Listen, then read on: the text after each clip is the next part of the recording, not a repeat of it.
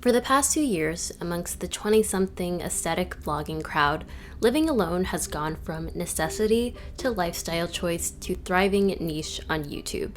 Most living alone vlogs outside of peak COVID times aren't necessarily about living alone or even being alone, rather they are about creators who happen to live alone. While the living alone piece seems integral to the title, the vlogs themselves often have very little to do with it. The content simply revolves around creators documenting their daily lives, which usually involves cooking, cleaning, exercising, editing, and hanging out with family, friends, and significant others.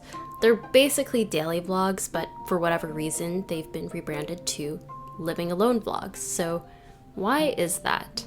My theory is living alone signifies something. Most obviously that these people don't have roommates, but most importantly, it signals a simultaneous sense of aspirationalism and relatability.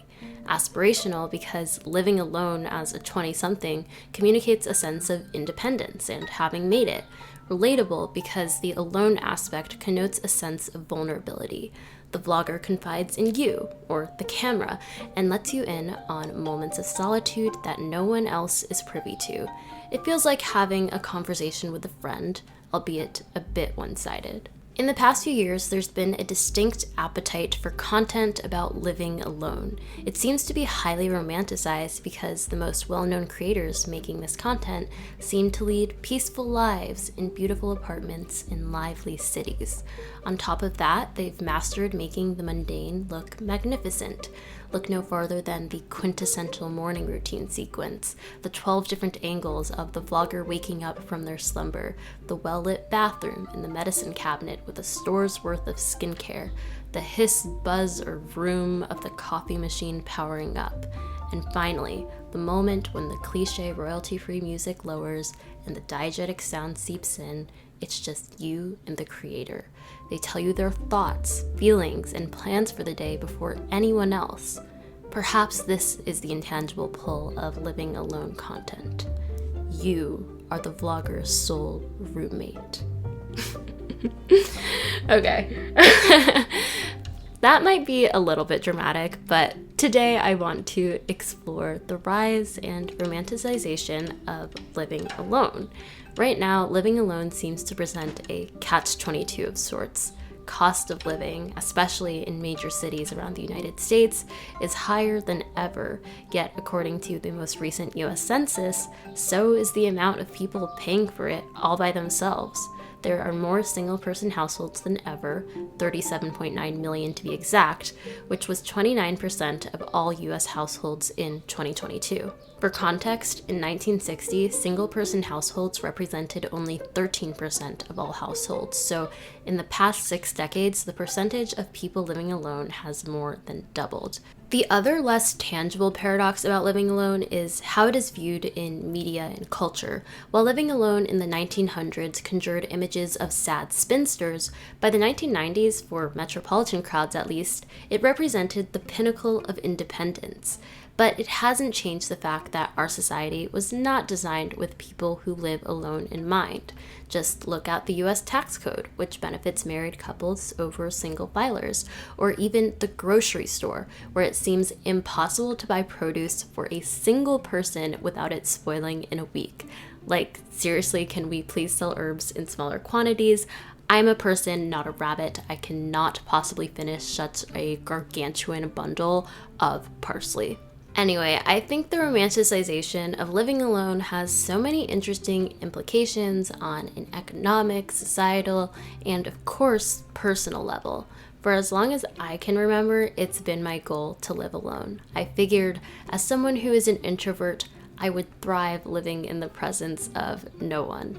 I got to experience living alone in an apartment for the first time a couple summers ago, and I learned a lot in those 3 months. 1, you must harass the super no less than 2 times a week if you want to get your fridge fixed. 2, going up 5 flights of stairs every day is actually easier than it sounds. 3, when you live in the heart of Greenwich Village and do not have plans on a Friday night, you will feel like the loneliest person in the world. I had some great memories in that sublet, but a lot of the time I did feel very alone, and I kind of wish I had someone to talk about it with. like a therapist who would tell me your feelings are valid, but they are not facts, and you are not the loneliest girl in the world. Luckily, I now have a therapist to tell me all of that and more. And I'd like to thank BetterHelp for sponsoring this video because I want all of you watching to have that too. BetterHelp is the world's largest therapy service and it's 100% online. You can tap into a network of over 30,000 licensed and experienced therapists who can help you with a wide range of issues. To get started, you just answer a few questions about your needs and preferences in therapy. That way, BetterHelp can match you with the right therapist from their network. Then you can talk to your therapist however you feel comfortable, whether it's via text, chat, phone, or video call. You can message your therapist at any time and schedule live sessions when it's convenient for you. If your therapist isn't the right fit for any reason, you can switch to a new therapist at no additional charge. With BetterHelp, you get the same professionalism and quality you expect from in-office therapy, but with a therapist who is custom-picked for you, more scheduling flexibility, and at a more affordable price. Get 10% off your first month at betterhelp.com/AmandaMariana. That's betterhelp.com/AmandaMariana. And I've also linked them below in the description. Okay, back to living alone. Firstly, I want to touch on the portrayal of living alone on social media. I already mentioned the YouTube vlogs, but you'll find a pretty similar picture on TikTok. Young women in bright white abodes with the occasional introspective voiceover a la Carrie Bradshaw, whose apartment full of Manolo Blahniks is emblematic of the solo living fantasy. Carrie's portrayal as a single woman navigating the vibrant streets of New York City while embracing her independence and pursuing a fulfilling career has influenced hordes of young women who have followed in her pricey footsteps. Carrie Bradshaw embodies the glamorous and exciting aspects of living alone. Her stylish wardrobe and fashionable social circles create an idealized image of what it means to be a single woman in a bustling metropolis. Her character resonates with viewers who are drawn to the allure of a life filled with parties, romance, and self-expression.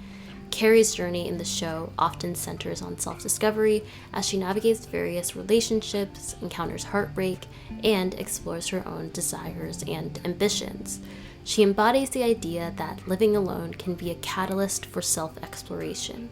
While Carrie lives alone, she is not portrayed as isolated or lonely. Her close-knit circle of friends, including Samantha, Miranda, and Charlotte, provides companionship, emotional support, and a sense of belonging. This depiction offers a balance between independence and the importance of social connections, emphasizing that living alone does not necessarily mean being alone. Carrie's solo lifestyle has had a significant impact on popular culture and the perception of living alone.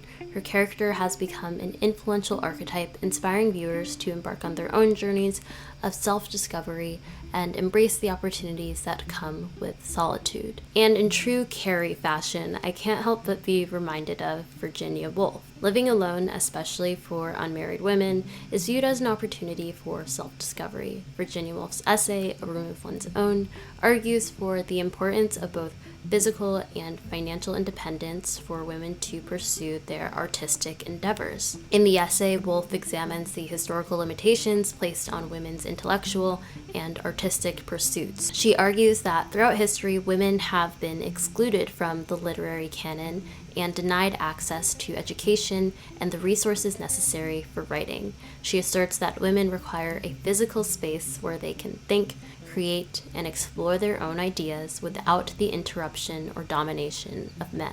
The room serves as a metaphor for independence, privacy, and freedom. I've had a few short windows of living alone, like the one I mentioned earlier in this video, and I was always very excited about these opportunities because I thought they'd automatically translate into increased productivity.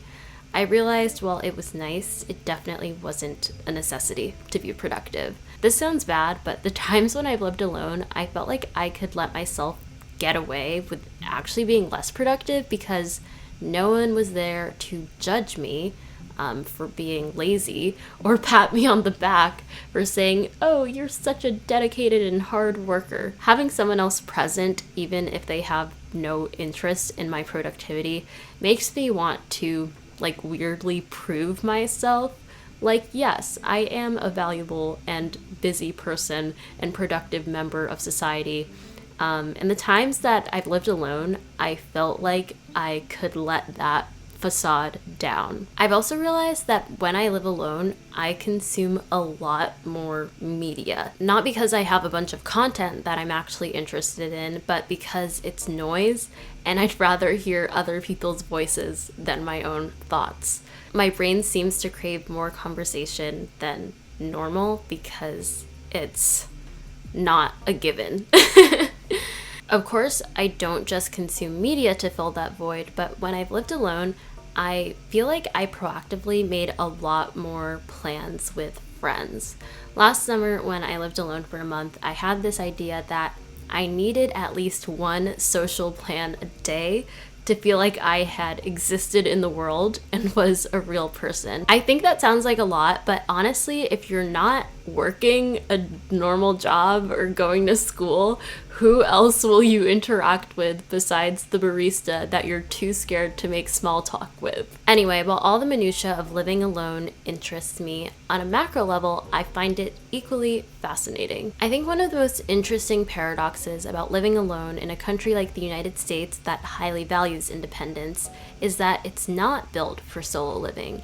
In an article for Vox, Anne Helen Peterson documents the escalating costs of being someone who is not married and bears all the responsibilities for household bills alone. She writes, "Single people should, in theory, be the purest embodiment of American values of self-sufficiency and individualism. That they're not speaks to the fact that we don't venerate the individual, we venerate the individual family. The family fosters the conditions for the individual's success.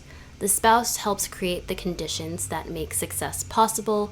Children, at least theoretically, keep the individual grounded, focused, and humble, which is why so many narratives of individual success either start with that family already firmly in place, or, as is the case with so many rom-coms and memoirs, from Sex and the City to How to Be Single, end there." Peterson gives several examples of how our society is not structured for single people. There's taxation, which in the US generally treats married couples more favorably than single individuals. There's the aspect of nuclear family as social safety net, which may leave some single individuals without the same level of social support as those in married or partnered relationships. To put it simply, being a solo liver is expensive. Peterson cites a 2013 Atlantic article that estimated an unmarried woman making around $40,000 in 2010 could pay almost $500,000 more over her lifetime than a married woman.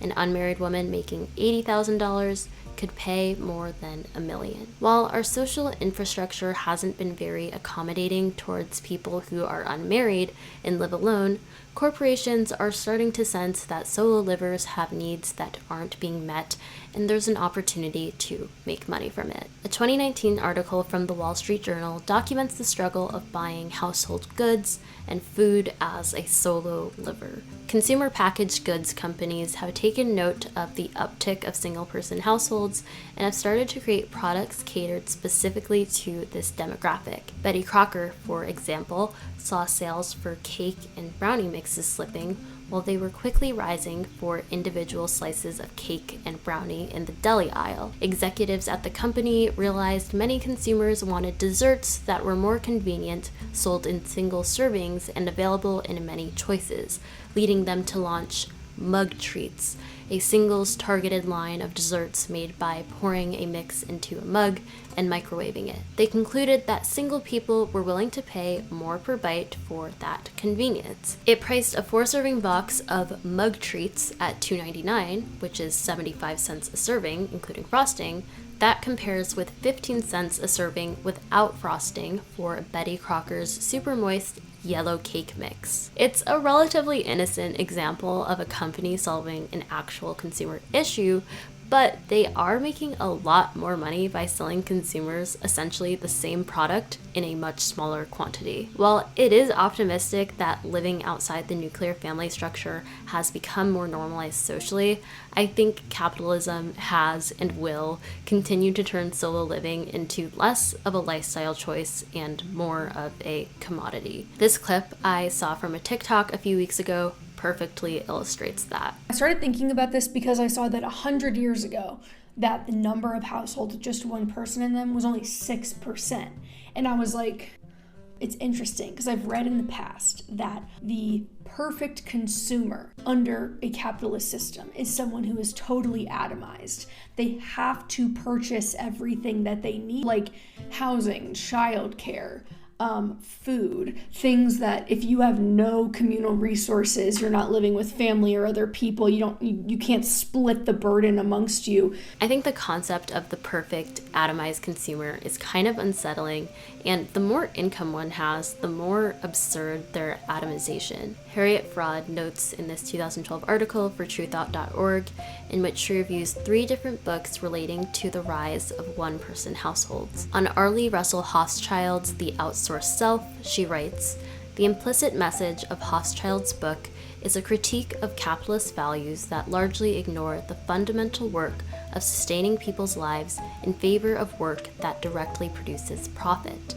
The drive for profit produces endless personal services sold to wealthier, overcommitted people. At the same time, I must point out that those services for pay are not there for the majority of Americans who cannot pay. Low-income, hardworking parents and their families cannot afford the basic services that would allow their families to enjoy a decent quality of life." It's kind of sad to think about a life in which every favor or service or act of care you receive boils down to a transaction with money leaving your bank account. Where you once had to rely on the kindness of family, friends, neighbors, or even strangers, now there is a market solution. You need a ride, you have Uber. You need an egg at 10 p.m., you have Instacart. You need a buff dude to do literally anything, you have a TaskRabbit. I use these services and I can't imagine life without them. It makes things more accessible for a lot of people, but they're still largely limited to middle-class consumers. It makes me wonder how the rise of single-person households, coupled with the ability to purchase any service under the sun, will impact our sense of community and interdependence. I guess I'll wrap up this video by answering the titular, albeit clickbaity, question: is living alone a scam? Honestly, no. Despite the opportunity for capitalism to further commodify privacy, I actually think the rise of single-person households presents a unique chance to build community outside of the nuclear family. Living alone doesn't mean you're isolated, but living in a place with little to no social infrastructure can make it feel that way. To strengthen social infrastructure, communities must design environments that promote connection and invest in institutions that bring people together, places like parks and libraries. I think living alone in a place with strong social infrastructure is like the best of both worlds. So support your local library, tell your elected officials to build some parks, and living alone will not be a scam. I hope you guys enjoyed this video, and I will see you guys in my next one. I'd love to hear all your thoughts about living alone below. Bye!